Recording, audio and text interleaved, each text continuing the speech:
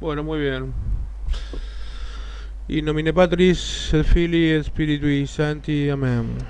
Ave Maria, gratia plena, Dominus tecum, benedicta tui mulieribus, et benedictus fructus ventris tui, Iesus. ¿Tenés más? Sancta Maria, Mater Dei, ora pro nobis peccatoribus, nunc et in hora morti nostre. Amen.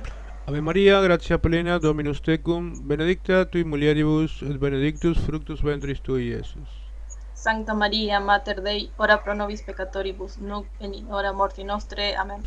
Ave Maria, gratia plena, Dominus tecum, benedicta tui mulieribus, et benedictus fructus ventris tui, Iesus. Sancta Maria, Mater Dei, ora pro nobis peccatoribus, nunc et in hora morti nostre. Amen. Pater noster, qui in celis, sanctificetur nomen tuum, adveniat regnum tuum, fiat voluntas tua, sicut in cielo et in terra. Panem nostrum quotidianum da nobis hodie, et dimite nobis debita nostra, sicut et nos dimittimus debitoribus nostris, et ne nos inducas in tentationem, sed libera nos a malo. Amen. San Agustín, ora pro Ora nobis. pro nobis. Santo Tomás, Ora pro nobis. Gloria Patri et Filio et Spiritus Sancto, Sic erat in principio, et et in nunc semper, et in et seculum, nunc semper et nunc et semper et in et in saecula saecula saeculorum. saeculorum. Amen. Amen. In nomine Patris et Filii et Spiritui Sancti. Amen. Bueno, muy bien. Vamos a compartir pantalla. Marco hoy no se va a poder conectar. Bueno. Vamos a compartir pantalla.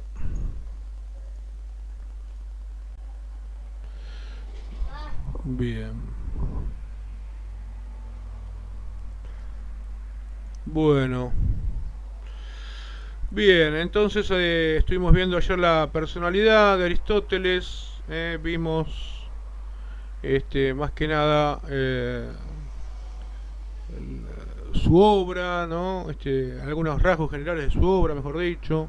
Comentamos también algo de las obras, vimos la influencia que tuvo en la Edad Media y vimos la influencia que tuvo Aristóteles y Platón en toda la historia de filosofía y más allá, ¿no? Un referente del pensamiento occidental.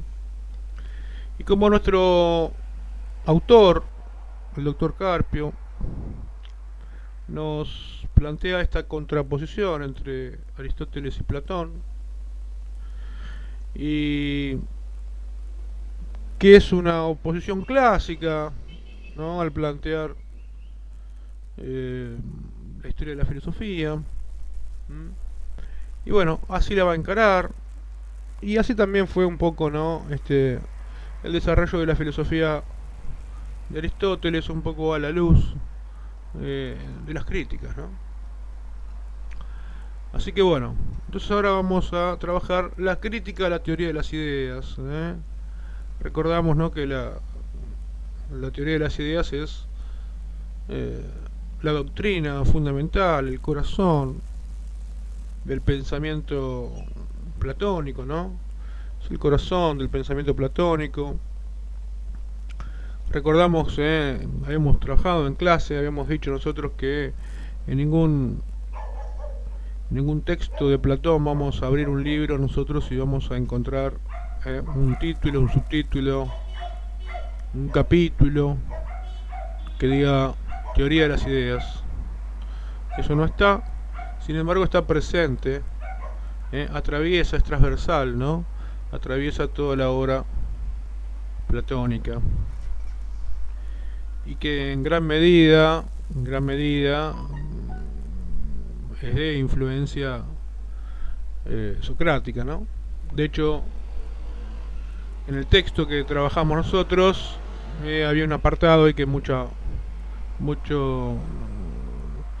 caso no lo hicimos, fuimos medio rápido.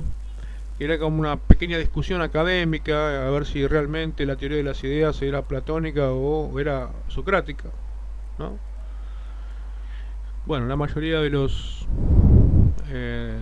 los estudiosos afirman que es platónica. Sin embargo, tiene influencias, ¿no? Socráticas innegables. Bueno, recordamos, ¿no? Que la teoría de las ideas, fundamentalmente, así de modo muy ultra básica, es esta teoría en donde Platón intenta superar, ¿se acuerdan? La aporía, ¿no? Esa aporía respecto del problema del movimiento, del cambio. Ese problema que Heráclito y Parménides no han podido resolver, sino más bien que el problema del cambio y la permanencia, ese problema del cambio y la permanencia, tanto Heráclito como Parménides, en lugar de resolver el problema, lo que han hecho fue un reduccionismo. Un reduccionismo. El reduccionismo es un error del pensamiento. Un error del pensamiento que consiste frente a un todo que es complejo. Un todo es algo, ¿no?, que tiene muchos elementos, por eso es complejo. Lo complejo se opone a lo simple, ¿no?, que es uno, ¿no? Frente a un todo complejo, de ese todo complejo que está constituido por distintos elementos o distintos aspectos, me quedo con uno o algunos de esos elementos del todo, ¿sí?, que es verdadero, pero hago de ese elemento el todo. Bueno, esto que dije es muy abstracto, no sé si me pudiste seguir. Vamos con un ejemplo más fácil, ¿no? Un todo, vamos con un ejemplo de un todo. El hombre es un todo. Ese hombre, ese todo, está constituido por dos elementos. Por eso es complejo. Está constituido por un elemento físico y por un elemento espiritual, ¿eh? Cuerpo y alma. Si yo afirmo, por ejemplo, que el hombre es solo cuerpo, estoy haciendo un reduccionismo. ¿Por qué? Porque estoy reduciendo una realidad compleja. No estoy teniendo en cuenta toda la realidad, sino solamente un aspecto, un elemento, y quiero con ese elemento, que es verdadero, porque el hombre tiene cuerpo, es verdad, decir que el hombre es solamente cuerpo. ¿Ven? Entonces eso es un reduccionismo. ¿Ves? Termino con una afirmación que es falsa, porque el hombre no es solo cuerpo, sino que el hombre es la unidad de cuerpo y alma. Entonces, de un elemento verdadero, termino reduciendo la realidad a solamente a ese aspecto. ¿Ven? Para que le voy a mandar a Puente, que capaz que está colgado y no se acuerda.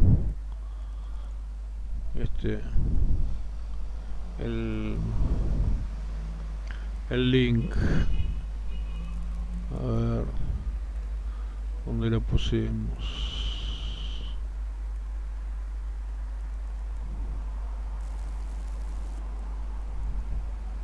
Acá lo puedo copiar.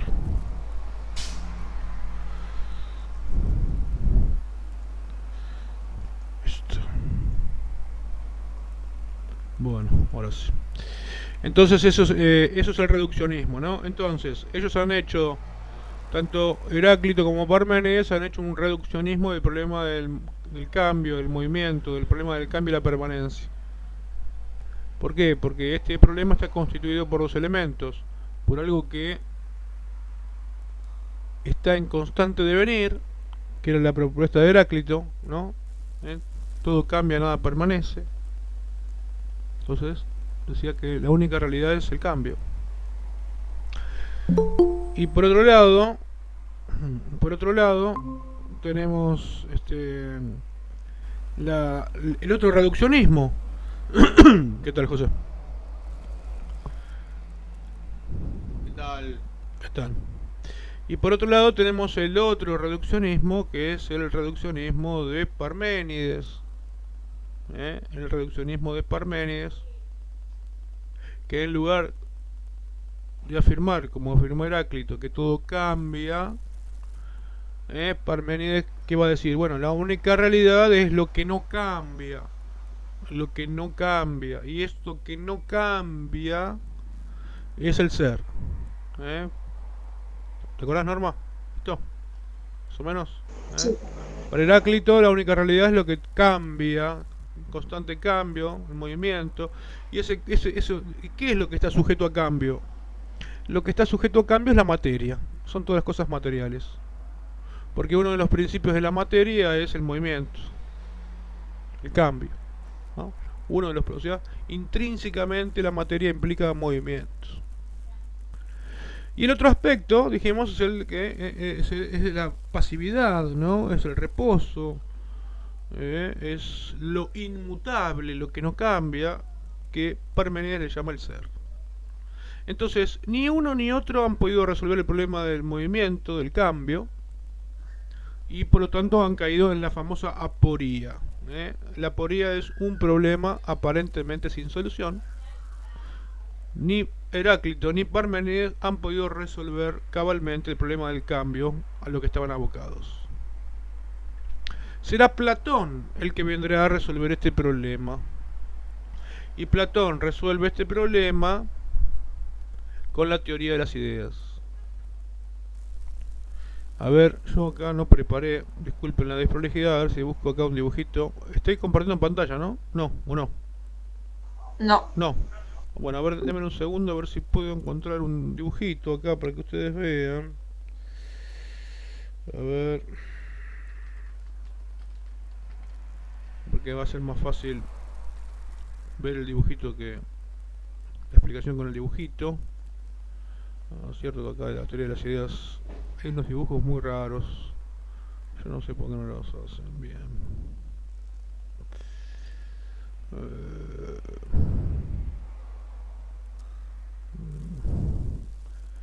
Bueno, vamos a ir con este, pero no sé por qué lo ponen así, tendría que ser al revés. Bueno, vamos a compartir pantalla. Entonces,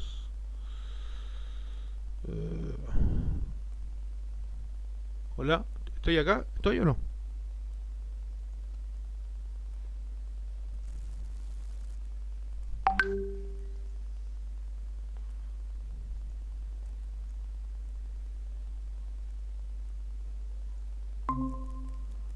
Bueno, acá está. Toqué sin querer acá una solapa que y cerré la cosa. Bueno, muy bien. Teoría de las ideas. Bueno, ahora vamos a compartir pantalla entonces.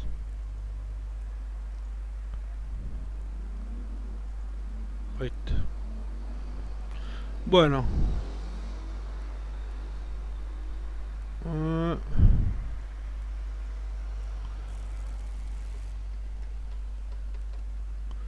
Bueno, acá tenemos este esquema. Está buenísimo, pero está al revés. No sé por qué lo ponen así, ¿no?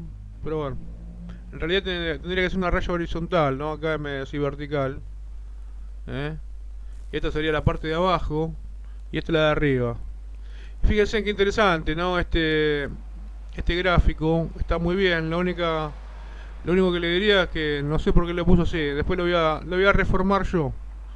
Lo voy a reformar porque está muy bueno el gráfico. Lástima que está dispuesto de este modo. Bueno, tenemos entonces por un lado el mundo sensible o de las cosas. El mundo sensible porque se capta con los sentidos. Y por otro lado tenemos el mundo inteligible, el mundo de las ideas, porque se capta por parte de la razón, dice acá, la parte racional del alma, que tiene que ver con el tema del mito del carro alado, que bueno, creo que lo habíamos dicho en clase, no me acuerdo. Bueno, pero miren qué interesante este gráfico, ¿no? Porque muestra acá lo que acabamos de decir, ¿no? Por un lado, esta parte del mundo de las ideas, de alguna manera representa el planteo de Parménides, y de este lado el mundo sensible representa el planteo de Heráclito. Recordemos que dijimos recién que los dos habían hecho un reduccionismo, ninguno de los dos había podido resolver el problema del movimiento, del cambio. Y acá Platón sí, ¿por qué? Porque corta el mundo en dos, pero en esas dos partes está el planteo tanto de Parménides como el de Heráclito. Por eso las ideas para las formas son modelos, son únicas, eternas, son inmutables, inextensas, universales. Y son independientes, esto es muy importante, lo que dice acá, está muy bien esto. Son independientes de la mente humana, es decir, las ideas existen fuera de la mente. Esto luego será una posición frente a lo que dijimos ayer al final, no sé si se acuerdan, terminamos diciendo que hay un problema muy importante en filosofía, que es el problema de los universales. No sé si se acuerdan que dijimos, ¿no? Que había un planteo hecho en la antigüedad, una posición aristotélica, una posición platónica y una posición de los sofistas, ¿no? El realismo, que es la posición de Aristóteles. Realismo en realidad se llama realismo moderado, y el de Platón le podemos llamar de dos modos distintos que significan lo mismo. Es un idealismo, o más propiamente me gusta más un realismo exagerado. Se llama realismo exagerado. ¿Por qué se llama realismo exagerado? Justamente por esto. Volvemos a compartir pantalla. Justamente por esto que estamos viendo acá en el gráfico. ¿Dónde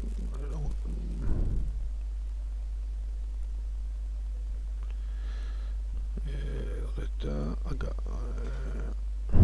¿Qué hice? Acá está.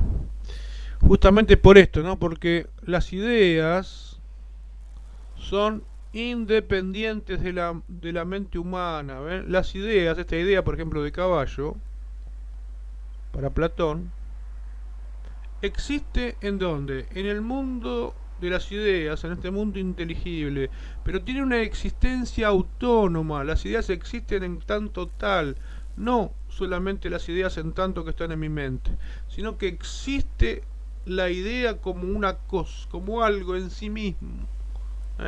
¿Se dan cuenta? El planteo de Platón. Las ideas existen en sí mismas. No es que están solamente en la mente, como nosotros estamos acostumbrados, porque nuestro planteo ya es aristotélico, ¿no? Bueno, eso tiene una posición, dijimos, ¿no? Se llama realismo exagerado. ¿Por qué se llama realismo exagerado? Porque la idea es una realidad, y por eso decimos que es exagerada, ¿no? La idea es algo en sí misma, es como una entidad.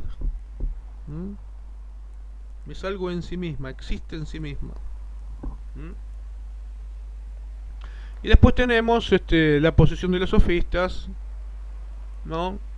Que será la posición del nominalismo más adelante, pero bueno, no importa esto ahora. Ahora vamos a quedarnos con esto porque esto es más complejo. Hace falta trabajarlo en algunas clases, por lo menos un par de clases, para tener más o menos una idea, pero es un problema crucial, muy muy importante. El que no entiende este problema en filosofía no entiende nada realmente. Bueno, nosotros ahora simplemente lo nombramos para que le vaya sonando, y bueno, en algún momento cuando podamos vamos a dedicar alguna clase a esto. Bueno, vamos a avanzar. Bien. Entonces recordamos este esquema, porque a este esquema es el que vamos a criticar ahora, ¿no? Que Aristóteles va a criticar, ¿no? Este esquema. Recordemos que el mundo inteligible, por ejemplo, ahí está la idea de caballo. Esta idea perfecta es única. Hay solamente una idea. Solamente una idea de caballo, no hay muchas, una sola. En cambio, en el mundo sensible hay muchos caballos, ¿ven? Todos los caballos que hay en el mundo participan de la idea de caballo. Todos estos caballos se asemejan unos con otros. ¿Por qué? Porque todos participan de la idea de caballo. Sin este caballo, esto no existe. Por eso acá dice lo real, lo verdadero, ¿ven? Esto es para Platón lo verdadero. Por eso también le llaman idealismo. ¿Por qué? Porque la idea, esta idea, por ejemplo, de caballo, esta idea para Platón es más real, ¿eh? Es más real que estos caballos que son caballos concretos, caballos de carne y hueso que galopan por la pradera. Para Platón, estos caballos, ¿ven? Acá dice falso, bueno, yo no diría tanto, no sé si Platón llega a decir tanto que son falsos, ¿no? Pero estos son más reales, por lo menos, ¿no? Este caballo, la idea de caballo es más real, es perfecta. Bueno, tenemos que tener presente este esquema porque ahora Aristóteles va a criticar este esquema justamente, ¿no? Va a criticar este esquema, ¿sí? Bueno, empezamos. Entonces, crítica a la teoría de las ideas. Por lo demás, Aristóteles mismo se encargó de fijar su propia posición filosófica mediante una serie de críticas a su maestro, ¿no? La famosa anécdota que dijimos, creo que la contamos en algún lado, en alguna clase. Esto cuenta la historia. Recordemos, ¿no?, que en aquellos tiempos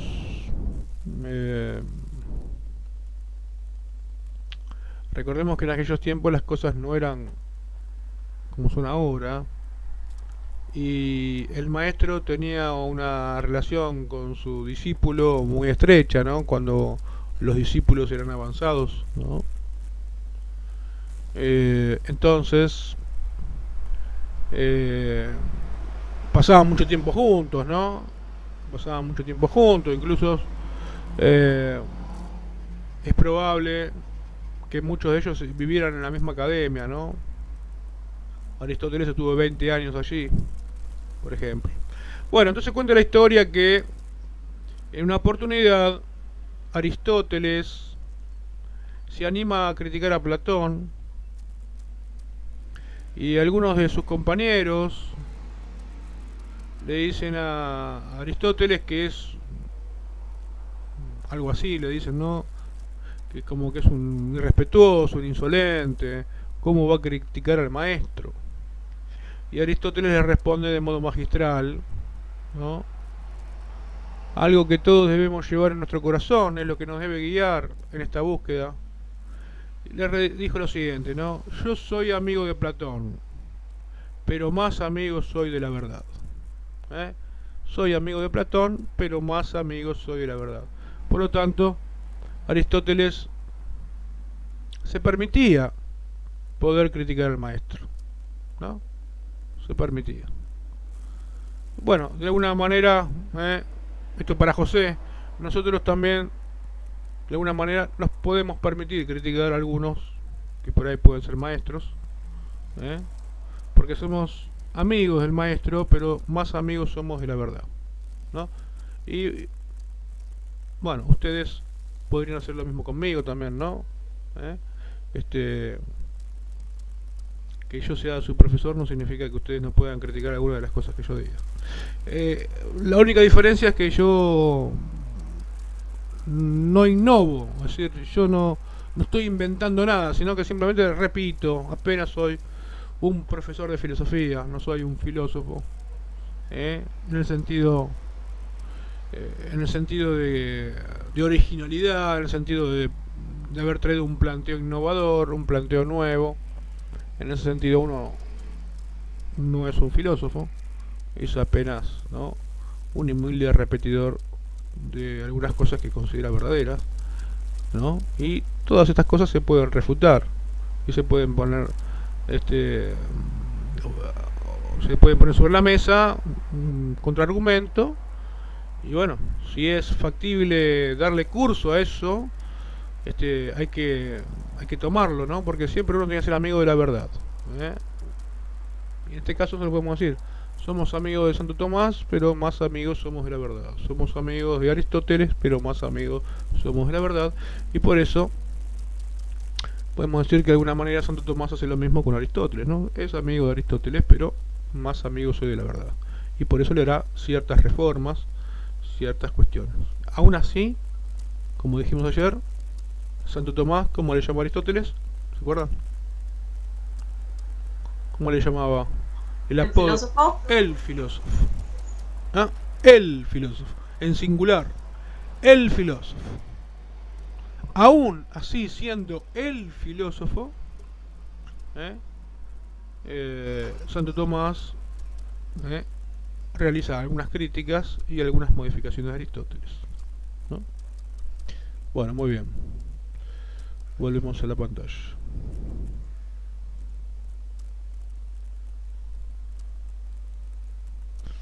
Bueno, entonces vamos a las críticas. Aquello primero acá estas, ustedes saben, ¿no? Que eh, estos títulos o subtítulos, mejor dicho, en rojo, estos son míos, ¿no? Por este afán, bueno, acá puse algunos dibujitos para que puedan entender algunas cositas. Este afán así de que ustedes puedan comprender mejor. ¿eh? Bien, esto en el libro está todo junto, ¿no? Bien, aquello que comparte Aristóteles con Platón, ¿no? Esta es la idea. ¿Qué es lo que comparte? Bien, Aristóteles afirma que la idea, ¿eh? afirma que la idea, para emplear el término platónico, es decir, lo universal, afirma lo racional y sostiene que el único objeto posible del conocimiento verdadero es la esencia, el ente inmutable que solo nuestra razón capta. Bueno, vamos de nuevo, ¿no? Porque esto es muy abstracto y nos cuesta, así que vamos despacito a ver si podemos echar un poco de luz. Vamos de nuevo. Primero hay que decir que el término idea es un término platónico, ¿no? Porque dice para emplear el término platónico, ¿eh? ¿Y por qué? Y porque Aristóteles, más que idea, va a utilizar el término concepto o forma, depende la circunstancia, ¿no? No tanto idea, va a utilizar forma, más que idea. De nuevo, Aristóteles también afirma la idea, para emplear el término platónico, lo universal. La idea es aquello que es universal. Afirma lo racional, como Platón, y sostiene que el único objeto posible del conocimiento verdadero es la esencia. ¿Cuál es el objeto de conocimiento verdadero? La esencia, el ente inmutable que solo nuestra razón capta. Entonces, a ver si captamos esto. Vamos a volver al dibujito de Platón para que ustedes no se me pierdan. A ver, porque como es abstracto esto, hace falta ir despacito. Para Platón la idea es universal. ¿Por qué es universal? Porque esta idea se aplica a todo el universo de los caballos, a todos y cada uno de los particulares caballos. Entonces este caballo es el caballo universal. ¿Eso lo captan? ¿Se dan cuenta de esto? El caballo del mundo de las ideas es un caballo universal, mientras que los otros caballos son caballos particulares. Norma, ¿capta esto? ¿Cómo, profe? El caballo, este caballo universal, a ver, vamos a compartir otra vez, que se me fue, parece. A ver.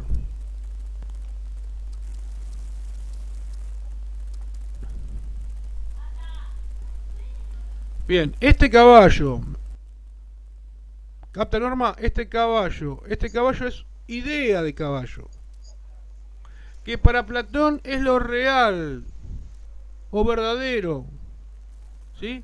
Y fíjese acá que está muy bien está muy bueno este croquis, ¿no? Que es idea, eidos, ¿eh? Idea o forma pone acá. Aristóteles le va a llamar forma y el lenguaje que utiliza Platón es idea, ¿eh? Acá lo tenemos en griego, ¿ven? Acá dice idea, en griego, idea. Acá dice eidos, en griego, ¿no? Acá dice morfé, en griego, que es forma. Bueno, pero Platón va a utilizar el término idea más que forma. El término forma será utilizado más por Aristóteles. Pero esta idea o forma, por eso dice el texto utilizando el término platónico, idea, es universal. ¿Por qué es universal? Porque esta idea es la que hace que cada uno de estos caballos sea caballo. ¿Capta esto? Sí. Bien. Pero ¿qué va a hacer Aristóteles? Aristóteles va a decir, sí, también, la forma es algo universal, igual que como dice, en este sentido, igual que como dice Platón. Pero le va a dar le va a dar otro modo, ya lo vamos a ver. Pero en principio, tanto la idea platónica como la forma aristotélica es algo universal. ¿Estamos? Eso es lo que tenemos que entender. Nuevamente, Aristóteles también afirma la idea, para emplear el término platónico. Nosotros podemos poner forma acá, podemos poner forma, que es el término que utiliza Aristóteles. Y esa forma representa lo universal, como la idea de caballo representa lo universal. Afirma lo racional y sostiene que el único objeto posible del conocimiento verdadero es la esencia. Es decir, idea, vamos a decir que la idea, vamos a escribir acá, a ver, la idea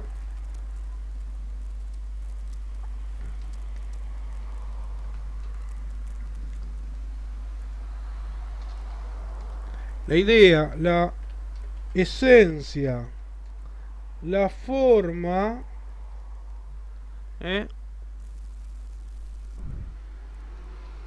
la idea, la esencia, la forma,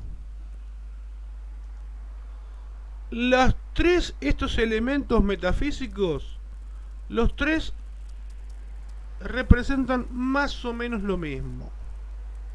Más o menos lo mismo.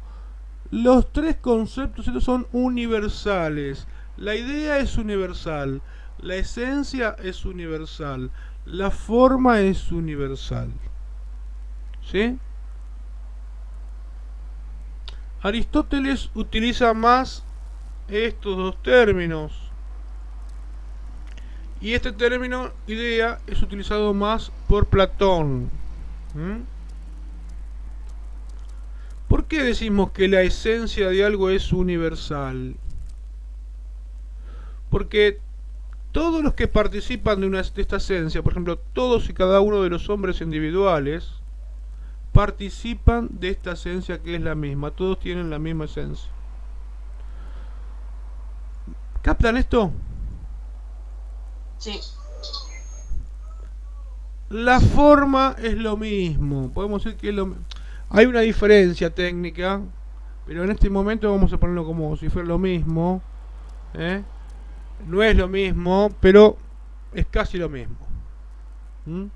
Vamos a poner en este momento, luego haremos, si hay que hacer la distinción, haremos. Pero forma y esencia, en principio, vamos a poner que es lo mismo. Y lo vamos a identificar de alguna manera con la nota de universalidad que tiene la idea. ¿Sí? ¿Vamos bien hasta acá entonces? ¿Y con qué se capta El único objeto posible de conocimiento verdadero, lo que yo puedo conocer verdaderamente, es la esencia para Aristóteles, o la idea para Platón, y esto que es lo que yo puedo conocer, ¿eh? Es aquello que es inmutable. La idea es inmutable, la esencia es inmutable, la forma es inmutable, no cambia, es inmutable, es universal, y que solo se puede conocer con la razón. La esencia de las cosas no la conocemos por los sentidos, sino la conocemos por la razón. ¿Sí?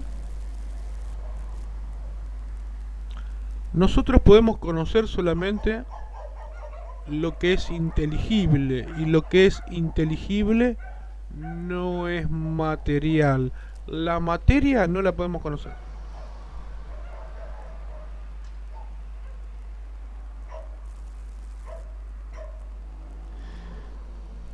Como dijimos en clase, en algunas oportunidades, si yo le digo, ¿qué está viendo aquí?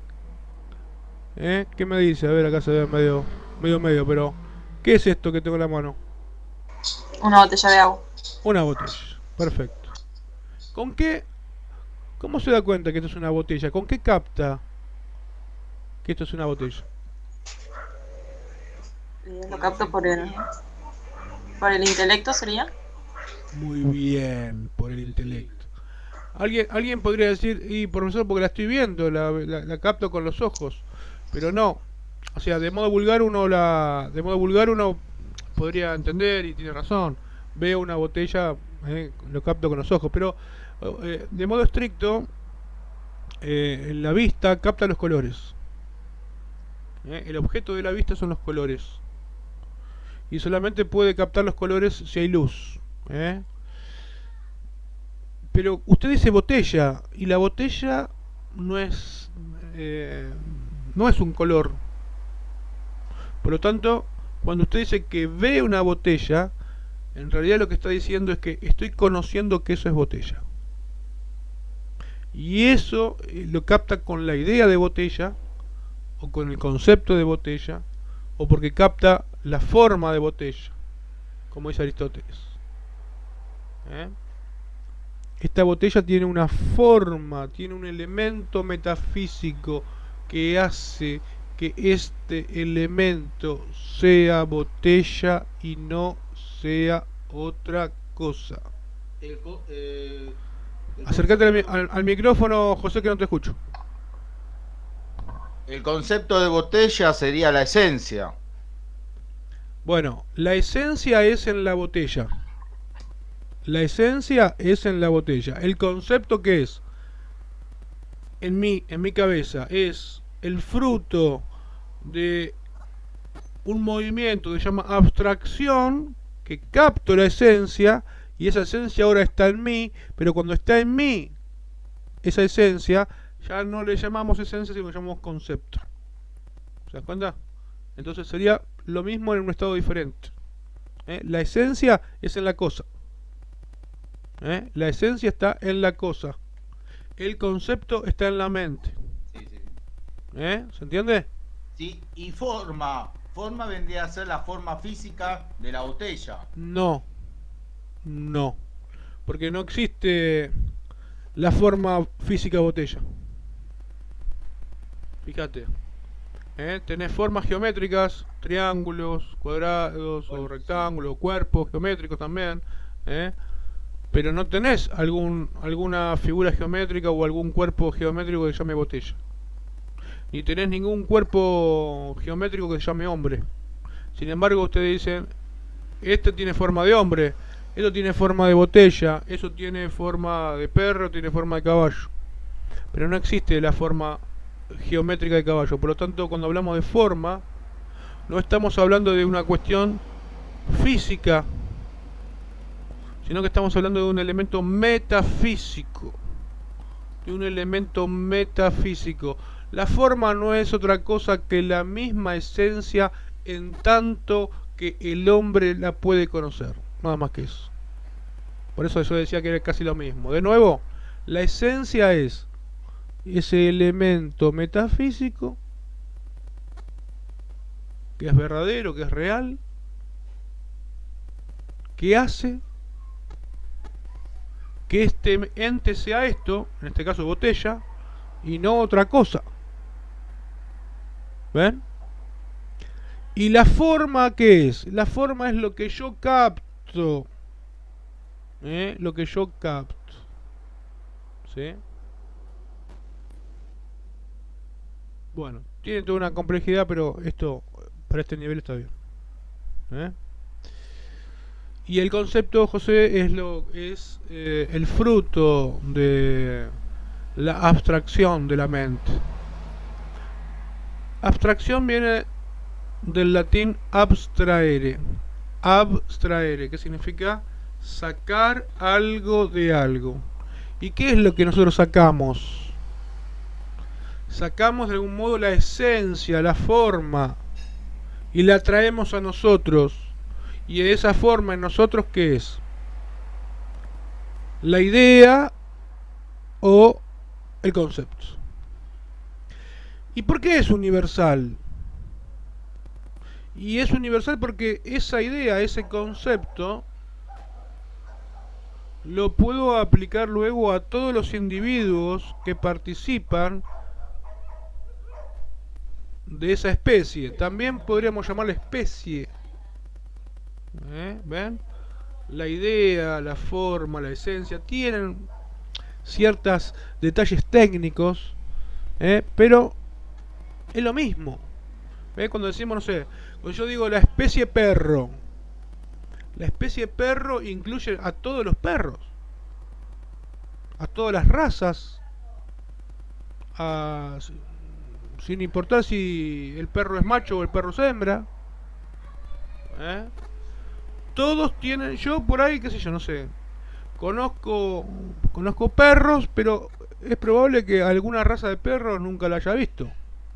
Sin embargo, si yo por primera vez veo una raza de perro que nunca vi, no tengo dudas que es un perro. ¿Y por qué no tengo dudas que es un perro? Porque yo tengo la idea, tengo el concepto, la especie universal de perro. Es decir, aquello que hace que cualquier perro sea perro. No importa de qué raza, no importa de qué es, si es macho o si es hembra. ¿Ven? Tanto un gran danés, un pequinés o lo que fuera, hay algo que tienen en común. ¿Qué es lo que tienen en común? Que son perros.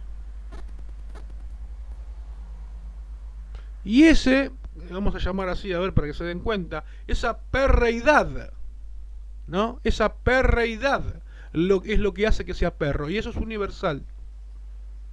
En el perro concreto que ladra, esa es la esencia. En mí es el concepto o la idea. Pero en mí esa idea, ese concepto, ¿de dónde lo saqué yo? De la misma esencia del perro concreto.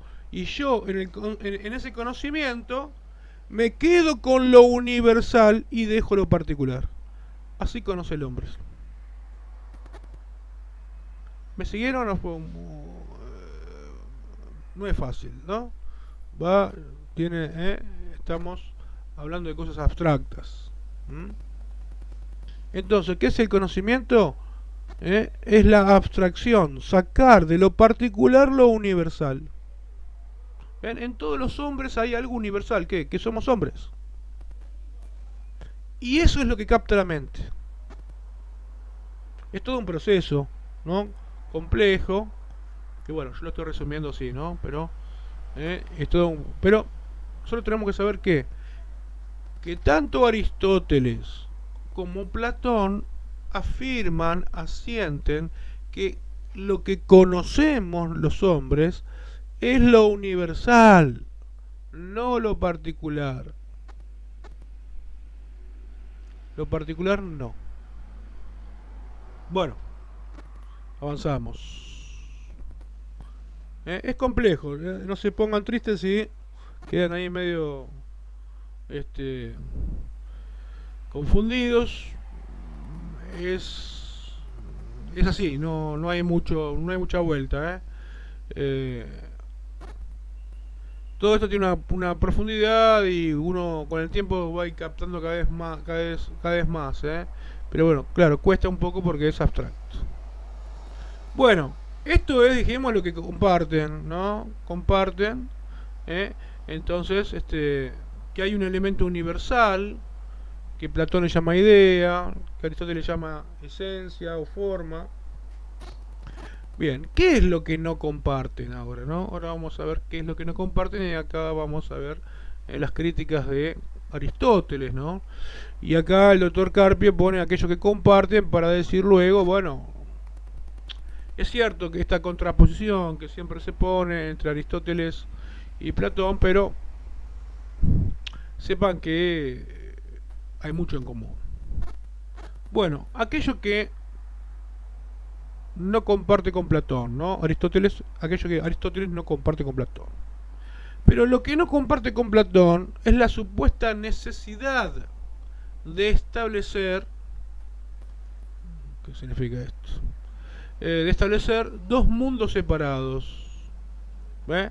Aristóteles entonces no comparte el croquis que acabamos de mostrar. A ver dónde lo puse. El croquis. Bien, este croquis no lo comparte porque Aristóteles dice, che, no hace falta dividir el mundo en dos. Recordemos que Aristóteles, Platón lo dividió porque también quería resolver este problema del movimiento de Parménides y Heráclito. Entonces dijo, bueno, a ver, esta parte de acá es la parte inmutable, la que habla Parménides, esta parte de acá es la parte mutable que cambia, la que habla Heráclito.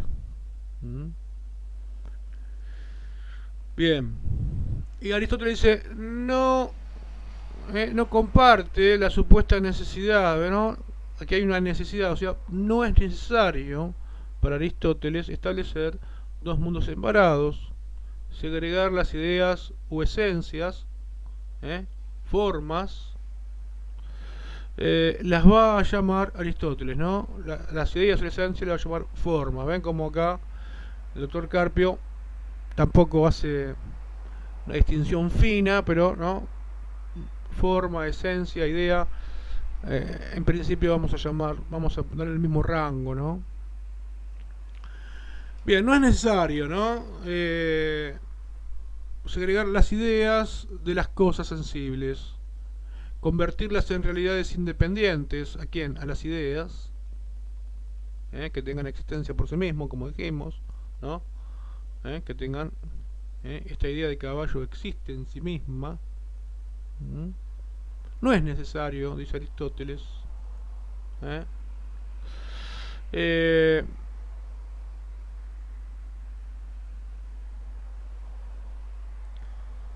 Esto es, ¿no?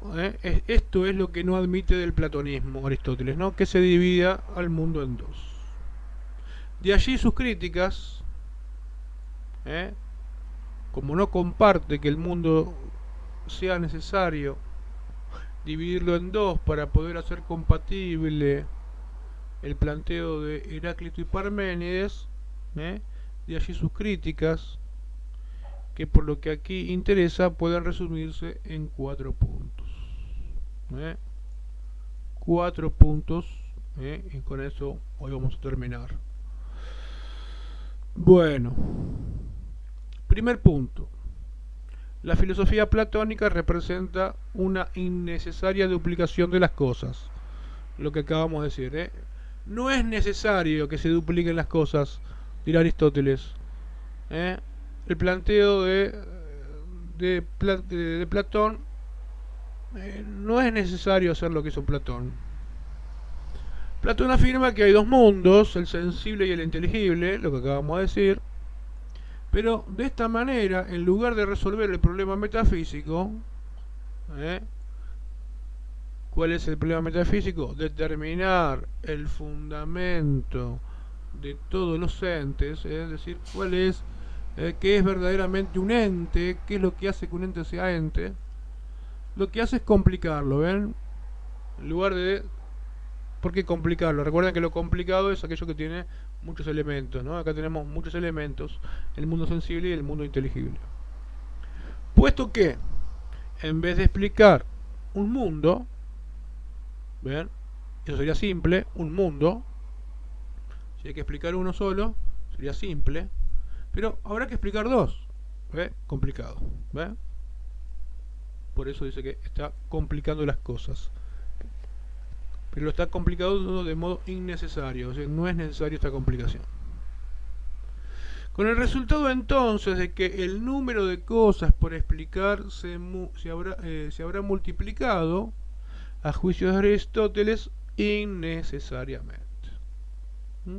Innecesariamente. No es necesario. ¿Por qué? Y bueno, porque habrá un modo distinto de poder explicar lo que quiere explicar Platón, pero solamente con un solo mundo, no con dos. Con un solo mundo. Bien, pues hay un principio de economía del pensamiento. Este es la lógica que aplica Aristóteles. Hay un principio de economía del pensamiento que Aristóteles no lo formuló explícitamente, pero que en todo caso expresa bien su punto de vista respecto a este problema. ¿Ven? Acá el doctor Carpio explica que hay un principio de economía del pensamiento y que Aristóteles no lo expresó de modo explícito, pero es bueno utilizar, es bueno echar luz a este principio de economía del pensamiento para poder entender a Aristóteles. Bien, ¿cómo es este principio que dice el doctor Carpio? El principio dice que el número de los entes no ha de multiplicarse sin necesidad. El número de los entes no ha de multiplicarse sin necesidad. Entia no sunt multiplicando preter necessitatem, que es lo mismo, ¿no? Esta es la formulación en latín, ¿no? Del principio. Entia non sunt multiplicando preter necessitatem, ¿no? No es necesario multiplicar los entes preter más allá de lo necesario, más allá de lo necesario. O sea que el ente, el número de entes no ha de multiplicarse sin necesidad. ¿Me van siguiendo hasta acá o estoy hablando chino básico? ¿Me siguen? Sí. Sí. ¿Sí? ¿Voy bien así o quiere que vaya más rápido? Yo me gusta ir despacio para que ustedes capten, pero si ustedes captan voy más rápido, ¿Cómo ven? ¿Sigo así a este ritmo o voy más rápido? Porque si ustedes captan, no tiene sentido ir tan despacito. Díganme ustedes. ¿Prefieren que siga así o voy más rápido? Norma. No sé qué dice el otro. No, pero ¿vos qué decís? Para mí va bien. ¿Bien? Bueno, entonces seguimos así. Bien. Yo quiero que ustedes capten. No importa perder un minuto más. Quiero que ustedes que puedan entender. Bien. Esto significa que si se puede resolver un problema o explicar un fenómeno con ayuda de un solo principio, no hay por qué hacerlo con dos o tres. ¿Se entiende? Si yo puedo explicar un problema con un solo principio, con un solo elemento, ¿para qué voy a explicarlo con dos o con tres? Este es el número de los entes, no ha de multiplicarse sin necesidad, ¿no?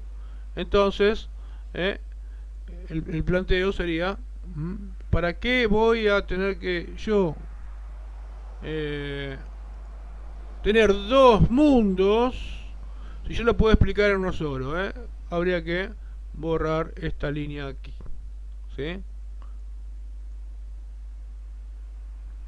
La explicación más sencilla sigue explicando, ¿no?, este principio, ¿no? Entiam non sum multiplicando preter necessitatem. La explicación más sencilla es preferible a la más complicada. Y acá hace una aclaración muy atinada el doctor Carpio, ¿no?, y que está muy bien y yo la comparto. Claro, la explicación más sencilla es preferible a la más complicada. Claro, siempre, claro está, que sea una explicación suficiente. ¿Cuál?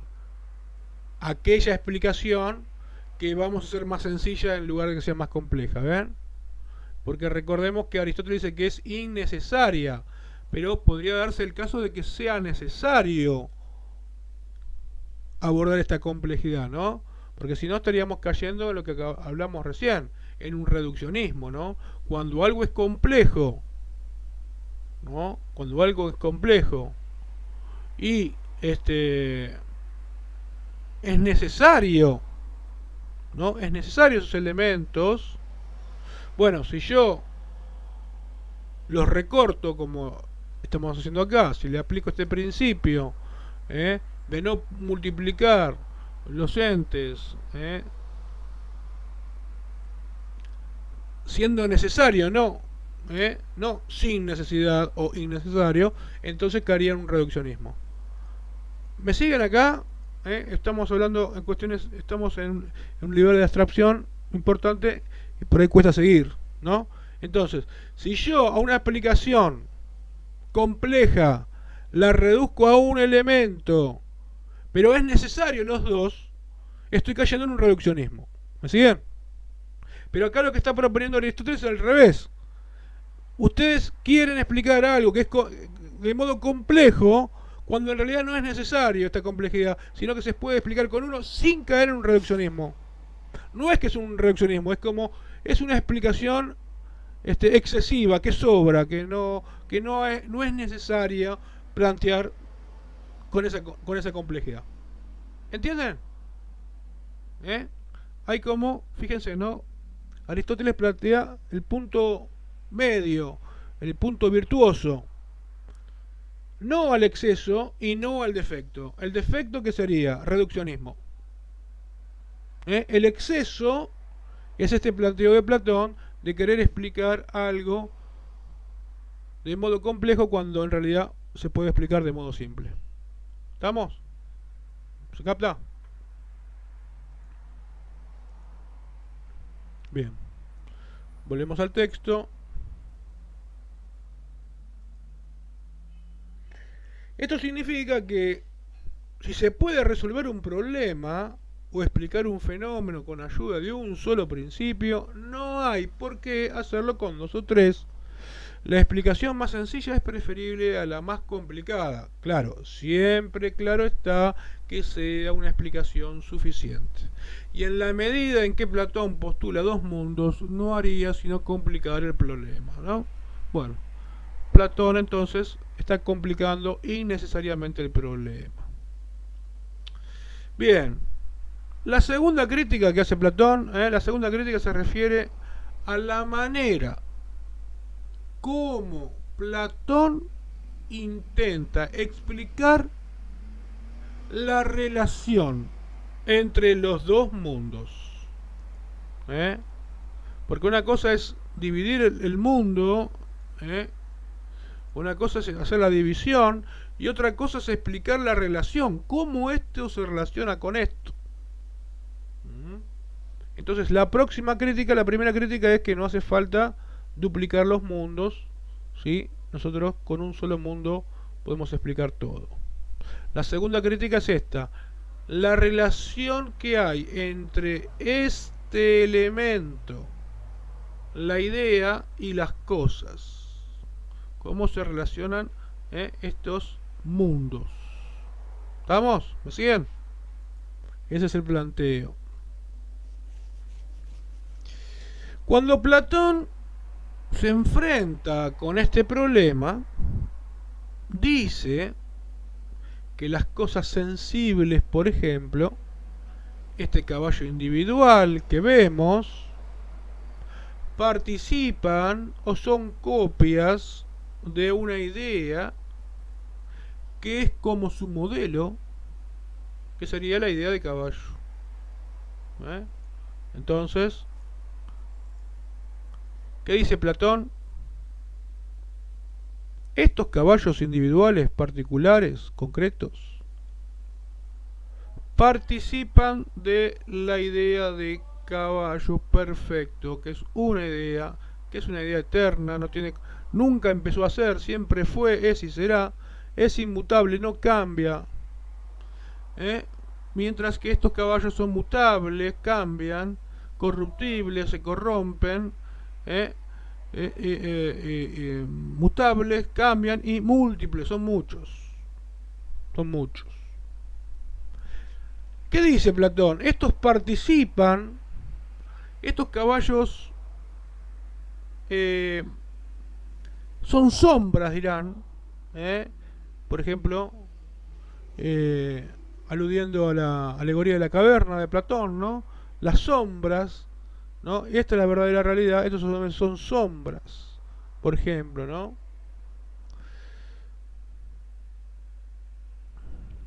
O copias también, ¿no?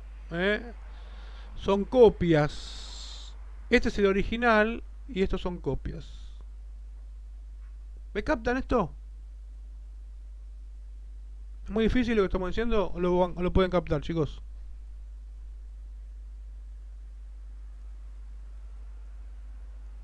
¿Están ahí? Norma, sí. ¿Vas captando esto? Sí.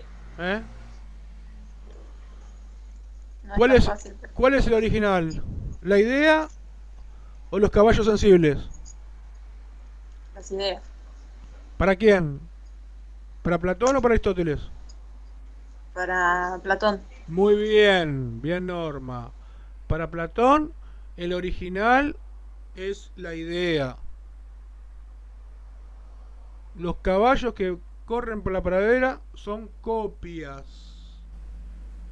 Son sombras.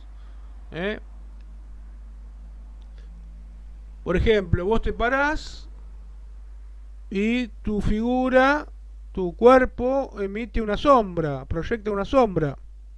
¿Sí? Y esa sombra imita ¿qué? Imita la realidad, que es tu cuerpo, ¿estamos de acuerdo? Bueno, esta metáfora utiliza Platón. El verdadero caballo es el caballo del mundo de las ideas. El verdadero hombre es el hombre del mundo de las ideas. El verdadero árbol es el árbol del mundo de las ideas. Y los árboles, y los hombres, y los caballos, y los perros, y las cosas blancas, etcétera, etcétera, etcétera, etcétera, todas las cosas que existen en el mundo, son como sombras de la realidad. Y esa verdadera realidad es la idea. ¿Estamos de acuerdo? Esta es la idea de Platón. Esta es la propuesta platónica, a la cual Aristóteles va a criticar, va a decir, no, eso no es así. Eso no es así. Muy bien, volvemos.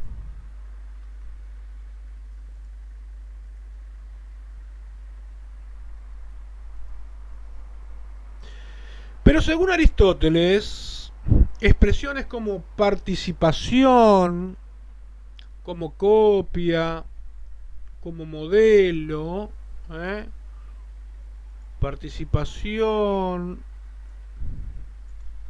copia, modelo, etcétera, no es en realidad verdadera explicación, no son explicaciones verdaderas. Platón no hace sino valerse de metáforas. Son metáforas, dice Aristóteles. Eso no es una explicación verdadera. Es decir, así como, no sé, un cuerpo proyecta su sombra, así también el mundo de las ideas. ¿Ven? Es una metáfora. Y en lugar de aclarar conceptualmente la cuestión, como debería hacer la filosofía, se refugia en imágenes literarias. En este sentido, habría quedado atado al mundo de los mitos, es decir, a un mundo anterior a la aparición del pensamiento racional y científico. ¿Ven? Entonces, B. La segunda crítica se refiere a la manera como Platón intenta explicar la relación entre los dos mundos. ¿Cómo la explica? A través de metáforas, dice Aristóteles. No Platón. Estas aplicaciones que utilizás, participación, copia, modelo, es una metáfora. Es un modo simbólico. Pero nosotros queremos una explicación conceptual. Y esto es, aplicar estas metáforas es como volver a retroceder un poco al pensamiento mítico. Bueno, ¿se capta? ¿Se capta? Y acá tenemos también, ven, un poco lo que hablábamos ayer. En esta oposición entre Platón y Aristóteles, el lenguaje platónico es más artístico. La metáfora está allí a flor de piel. En cambio, Aristóteles no. Aristóteles utiliza poca metáfora. Aristóteles es científico. Utiliza lenguaje riguroso. ¿Ve? Por eso es árido. Por eso a la gente le gusta más leer a Platón que a Aristóteles. Porque Aristóteles es un ladrillo, ¿no? Aristóteles es denso. Pero Aristóteles está diciendo a Platón, che, ahí tenemos una falla en tu sistema, ¿ven? No podés explicarlo en realidad y tenés que echar manos a metáforas. Bien.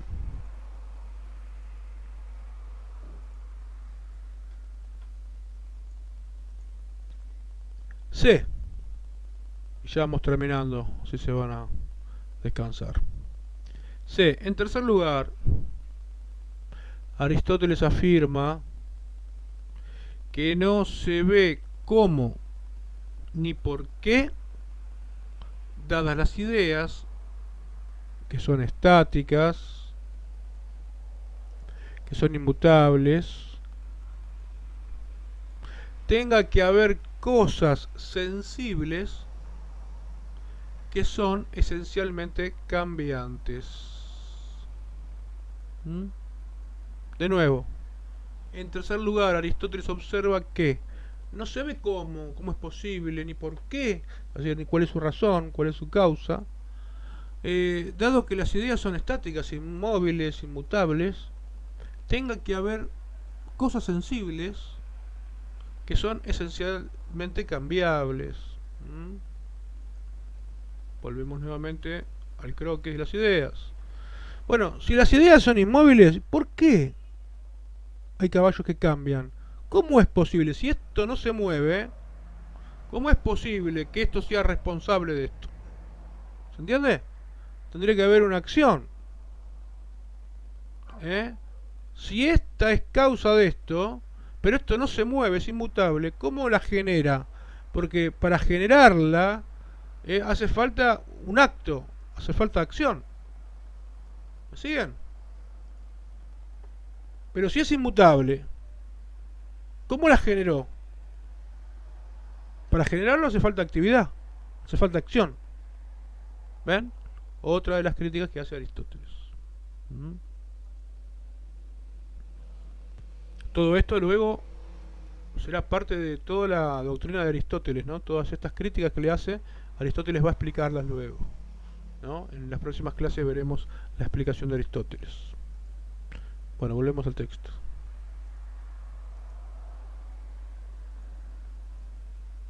Bien, vamos a explicar ahora, ¿no? ¿Cómo y por qué la idea de casa produce esta casa concreta y singular, en que nos encontramos. O sea, si nosotros estamos en esta casa, cada uno en la suya, ¿no? En esta casa que es concreta, ¿quién la produce? ¿Ven? Tiene que haber un acto. El producir es una acción. Pero si la idea es inmutable, ¿cómo es posible entonces? Supuesta la naturaleza inmutable, autosuficiente de las ideas, no se comprende de manera ninguna cómo puedan ser causa, tal como tienen que serlo según Platón, de las cosas sensibles, de su generación y corrupción. No se entiende cómo puede ser causa si las ideas son de naturaleza inmutable. Si son de naturaleza inmutable, no pueden moverse. Y si no pueden moverse, ¿cómo es posible que ellas sean causa de la generación y de la corrupción? Que sean causa de su transformación constante. Transformar es cambiar de forma, implica un movimiento. Lo permanentemente estático, es decir, las ideas platónicas, y siempre idénticas a sí mismo, característica de las ideas platónicas, no puede ser causa del devenir. Esta es la crítica de Aristóteles. No puede ser causa del devenir, del movimiento.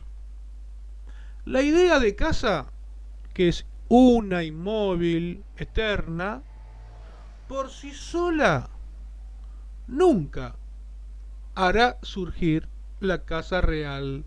¿Real para quién? Para Aristóteles, porque recuerden que para Platón la casa real es la idea. ¿Me siguen, no? Ahora, acá estamos viendo la diferencia. Para Aristóteles la casa real será ¿cuál? Esta, la concreta. Sí. Entonces, ¿qué pasa? Hará falta, además, el arquitecto o el albanil, según Aristóteles. El arquitecto o el albanil, ¿qué es? El que hace, que tiene la idea de casa, la idea de casa, y luego el arquitecto, el albanil, ¿qué tiene que? Tiene que poner justamente manos a la obra. Tiene que realizar una acción para que esta casa se genere. ¿Me siguen? ¿Se comprende esto? Sí. La idea sola es inmutable, no alcanza la idea para que produzca las cosas del mundo sensible. Hace falta alguien que se mueva, que aplique la acción, que la genere. Y bueno, en el planteo de Platón no está eso. Después, Platón, en su revisión, a esto no lo dice acá, Carpio no lo pone, se los digo yo, hablará de un demiurgo. Platón hablará del demiurgo tomando esta crítica. ¿Qué es el demiurgo? Alguien que hace las cosas. Alguien que hace las cosas. Él se llama así, el demiurgo. Bueno. Y vamos cerrando con la última crítica.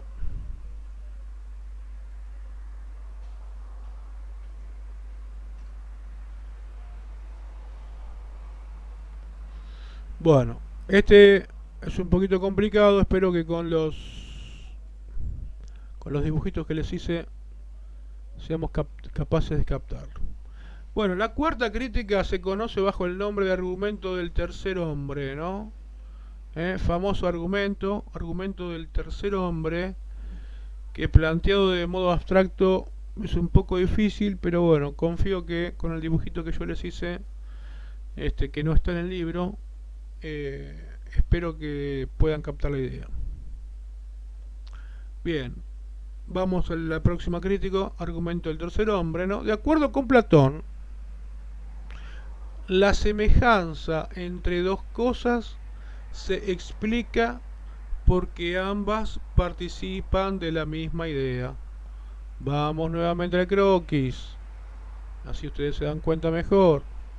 Dos cosas o tres, por ejemplo, entre este caballo y este caballo, la semejanza en qué está. ¿Por qué son semejantes este caballo y este caballo, Norma?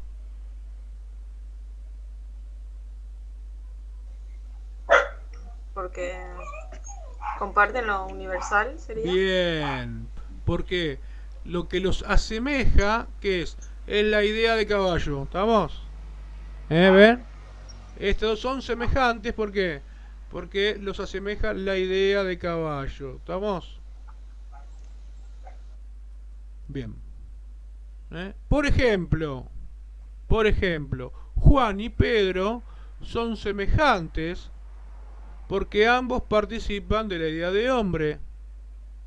De la misma manera como esta mesa y la que está en la habitación contigua, es decir, en la otra habitación, son semejantes. ¿Por qué?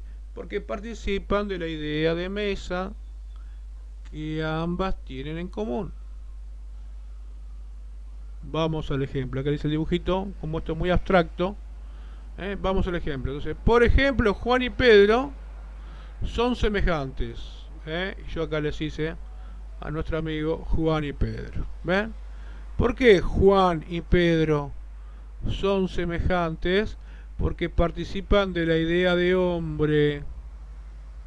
Esto es lo que tienen en común. ¿Estamos? ¿Me siguen? Es lo mismo que el caballo, ¿se dan cuenta? Juan y Pedro tienen algo en común.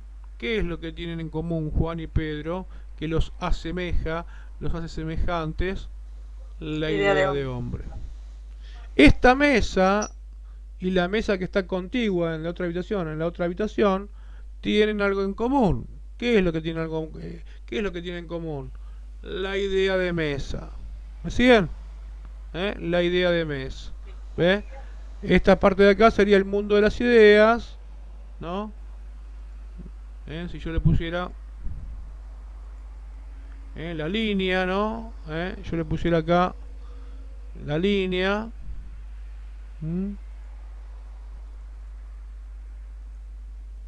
¿Ven? Y acá podemos decir, este es el mundo de las ideas y este es el mundo sensible. Y acá lo mismo, exactamente igual, ¿ven? Este es el mundo de las ideas, la idea de hombre, y acá el mundo sensible. ¿Se dan cuenta? Entonces, ¿qué es lo que los asemeja? La idea. ¿Estamos de acuerdo? ¿Captaron? Sí. Bien. Hasta acá vamos bien y ahora la vamos a complicar más. Pero, como también hay semejanza entre Juan y la idea de hombre, también hay semejanza entre Juan y la idea de hombre. Pero como también hay semejanza entre Juan y la idea de hombre, será preciso suponer una nueva idea, el tercer hombre, de la cual Juan y la idea de hombre participen y que explique su semejanza. Si hay cierta semejanza entre la idea de hombre y Juan, tiene que haber algo que lo explique.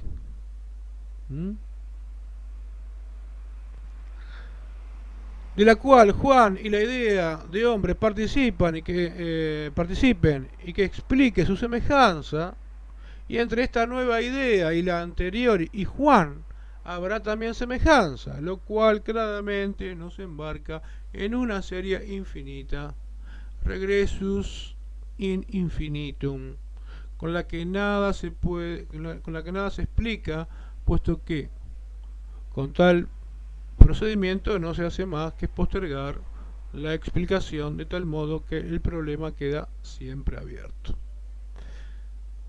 Bien, Pedro y Juan son semejantes porque hay algo que le explica la idea de hombre. La idea de hombre son participantes. Pero como la idea de hombre y Juan también son semejantes, ¿ven? Juan y la idea de hombre también son semejantes, es necesario que un tercer hombre. ¿Ven? como hay semejanza, es necesario un tercer hombre. Y una vez que digo esto, también hay cierta semejanza entre el tercer hombre y Juan, y esta idea de hombre. Entonces, entre Juan, la idea de hombre, y el tercer hombre, hay semejanza, tiene que ver algo que lo explique. ¿Qué será? Y un cuarto hombre. Pero si entre el cuarto hombre, Juan, la idea de hombre, y el tercer hombre, hay semejanza, ¿qué es necesario postular? ¿Qué? Un quinto hombre. Pero como entre Juan, la idea de hombre, el tercer hombre, el cuarto hombre, el quinto hombre, hay semejanza, es necesario explicar que un sexto hombre, y así sucesivamente. ¿Se entiende más o menos esto? No es fácil de entender. No es fácil de entender. Pero ¿se comprendió más o menos con los dibujitos que le puse? Sí. ¿Sí? ¿Ven? Entonces, recuerden que Aristóteles está criticando la relación que hay entre el mundo sensible y el mundo de las ideas. Y que la explicación, esta explicación de cierta semejanza, exige un tercer hombre, y un cuarto, y un quinto, y un sexto, y un séptimo, y así hasta el infinito, lo cual sería ridículo. Nunca terminaría y nunca explicaríamos nada. Por lo cual es una falencia que indica Aristóteles. Volvemos al texto, ya vamos cerrando.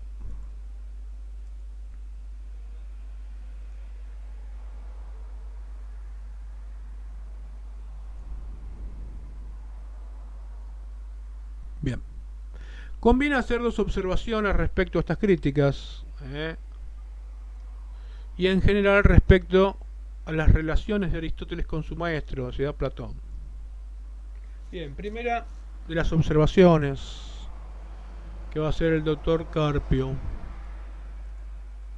La primera de las observaciones es que estos reparos, hay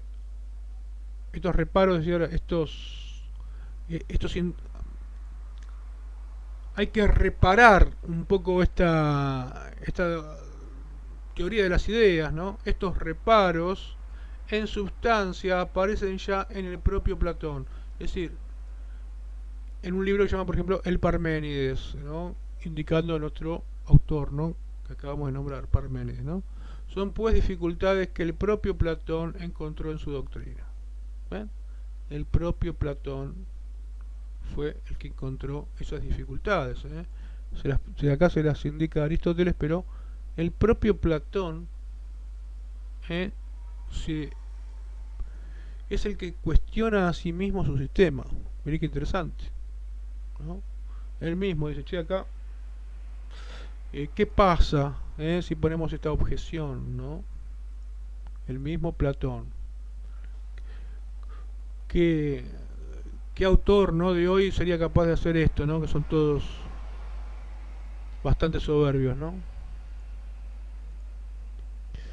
Y que lo llevaron a una revisión, lo llevaron a una revisión o profundización de la teoría de las ideas, especialmente a partir del Sofista, ¿no? El Sofista es un libro de Platón también, se llama así, el Sofista.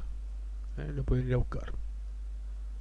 Entonces, la primera observación es, che, está bien, estas críticas son de Aristóteles, es correcto, pero sepan que el mismo Platón ya las pone como objeciones de su sistema en el Parménides y en el Sofista, que son dos obras platónicas. En segundo lugar, después de lo dicho, o sea, esto de que Aristóteles hace la crítica y que el mismo Platón pone objeciones a su propio sistema, conviene atenuar la contraposición entre ambos filósofos, que quizás es más notable en las palabras que no en las cosas mismas. Es decir, ¿qué está diciendo acá? está diciendo, che, vamos a atenuar esta famosa contraposición entre Platón y Aristóteles, esta contraposición que siempre se pone, se utiliza en el manual, y que él mismo, el doctor Carpio, la está utilizando. Bueno, bajemos un poco, vamos a atenuar, vamos a bajar la gradualidad. No es una oposición absoluta. No es una oposición absoluta. Que quizás es más notable, quizás esta contraposición es más de palabra que de la misma realidad, de las cosas mismas. Las coincidencias, como por ejemplo en la concepción ideológica de la realidad o en la valoración del concepto frente a lo sensible, entre otras, señalan profundas afinidades de fondo. Profundas afinidades de fondo. Es decir, Aristóteles y Platón se suele colocar como Boca River, como cosas absolutamente contrapuestas. Es cierto que en algunos aspectos sí, ya que lo estamos señalando, pero guarda que en el fondo hay una coincidencia. ¿Estamos? Bueno, y ahora sí, terminamos con el último pedacito del texto. Es probable, por último, que las críticas de Aristóteles se refieran más que a Platón mismo, a algunos de sus discípulos. Bueno, entonces es probable, dice acá, no se sabe muy bien, ¿no? Imagínense que estas cosas ocurrieron hace tantos años, y que hay textos perdidos también, algunos, esto ya es una cuestión de especulación de algunos especialistas, ¿no? Si en realidad las críticas estas son a Platón, porque Platón mismo las pone y Platón mismo la trata de subsanar, o en realidad es una crítica a algunos discípulos platónicos. Bueno, pero esto, ¿no? Digamos, es para que discutan los especialistas, es una cuestión ya muy fina que a nosotros no nos importa demasiado. Bueno, más o menos se entendió. Repasamos brevemente las distintas, y nos vamos, las distintas objeciones que plantea Platón, que plantea Aristóteles a la teoría de las ideas, ¿no? Repasamos brevemente. Entonces, la crítica es, primero, que es innecesario dividir el mundo en dos. Segundo, no se puede explicar, no se entiende la manera que explica Aristóteles, Platón, la relación entre los dos mundos. Dice que la explicación esta es metafórica, ¿no? Al hablar de participación, copia, modelo, del mundo sensible, de las cosas del mundo sensible, que participan, son copias, son modelos de las ideas, y Aristóteles exige una explicación conceptual. En tercer lugar, Aristóteles observa que no se ve cómo ni por qué, dadas las ideas que son estáticas, estas puedan generar, producir, generar las cosas del mundo sensible. No será necesario otro tipo de causa, ¿no? Aristóteles, al adelanto, Aristóteles luego dirá, esta causa será la causa eficiente, la causa eficiem, la causa eficiente, alguien que haga. Entonces, con el planteo de Platón, le falta las ideas estáticas no pueden causar, por lo menos no pueden causar de modo eficiente. Y una cuarta crítica se conoce bajo el nombre del argumento del tercer hombre, ¿no? De acuerdo con Platón, la semejanza entre dos cosas se explica porque ambas participan de la misma idea. Pero entonces, si estas semejanzas necesitan de un tercero, estas semejanzas han enterado de un tercero que es el tercer hombre, y así sucesivamente, lo cual no podemos explicar entonces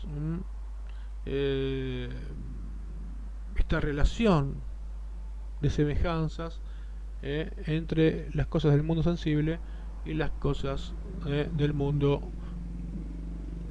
las ideas del mundo de del mundo ideal, del mundo inteligible. Bueno, hasta aquí llegamos. Hoy, la clase de hoy fue un poco más densa, ¿no?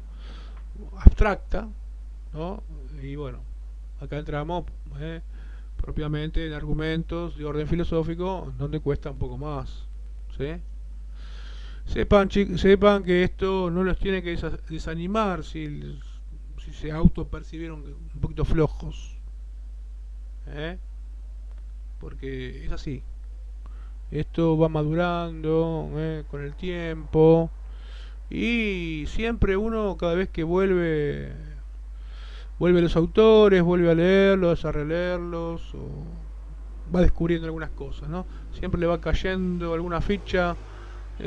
Pero claro, esto era así, yo no me daba cuenta, creía que era... Por eso esto requiere tiempo de maceración, hace falta rumiar, volver sobre lo mismo, volver. Bueno, muy bien. ¿Tiene alguna pregunta? ¿Algo que agregar? ¿Algún comentario? No. Y después el video lo va a subir en Vamos YouTube, a o me subir- lo va a pasar para vamos mandar a- al grupo. Vamos, sí. Bueno, vamos a ver cómo hago para pasar el video, sí. Porque es un poco largo, ¿no? Para pasar en un WhatsApp. Sí, para pasar al no, WhatsApp no va a no. pasar, así que vamos a tener que subirlo a YouTube. Pues si no, no sé, a no ser que haya alguna forma que yo no conozca, ¿no? Ujú. Hay que pasarlo por WhatsApp, por YouTube. Bueno, veremos cómo hago para pasarlo a YouTube y bueno, pasaremos por allí. Si es que alguien va a ver un video de 2 horas, ¿no? Pero bueno, esperemos. Bueno, hacemos una oración de despedida. In nomine Patris, et Filii, Spiritui Sancti. Amén. Ave Maria, gratia plena, Dominus tecum, benedicta tui mulieribus, et benedictus fructus ventris tui, Iesus. Sancta María, Mater Dei, ora pro nobis peccatoribus, nunc et in hora morti nostre. Amén. Ave Maria, gratia plena, Dominus tecum, benedicta tui mulieribus, et benedictus fructus ventris tui, Iesus. Sancta María, Mater Dei, ora pro nobis peccatoribus, nunc et in hora morti nostre. Amén. Ave Maria, gratia plena, Dominus tecum, benedicta tui mulieribus, et benedictus fructus ventris tui, Iesus. Sancta María, Mater Dei, ora pro nobis peccatoribus, nunc et in hora morti nostre. Amén. Pater noster, qui es in celis, sanctificetur nomen tuum, adveniat regnum tuum, fiat voluntas tua, sicut in cielo et in terra. Pane nostrum quotidianum da nobis hodie, et dimitte nobis debita nostra, sicu et nos dimittimus debitoribus nostri, et ne nos induca in tentationes, sed libera nos a malo. Amén. San Agustín, Ora pro nobis, Santo Tomás, ora pro nobis, Gloria Patri et Filio et Spiritus Sancto. sicu erat in principio, et nunc et semper et in saecula saeculorum. Amén. Muy bien. In nomine Patris, et Filii, et Spiritui Sancti. Amén. Bueno, será hasta la próxima. Nos vemos. Chao, nos vemos. Adiós.